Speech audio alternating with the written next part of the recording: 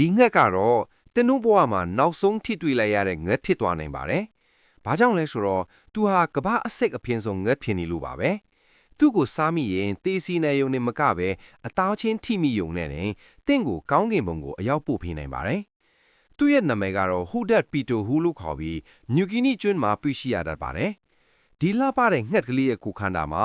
Batrachotoxin ဆိုတဲ့အဆိပ်တွေပါဝင်နေပါတယ်။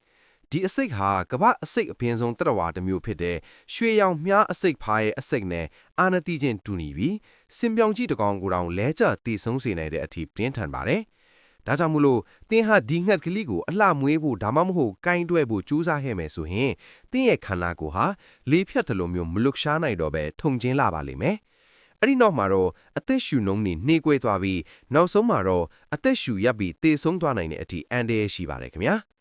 နောက်ထပ်တင်တဲ့ဗီဒီယိုတွေလည်းသိရအောင် like and follow လေးလုပ်ခဲ့ကြပါဦးနော်။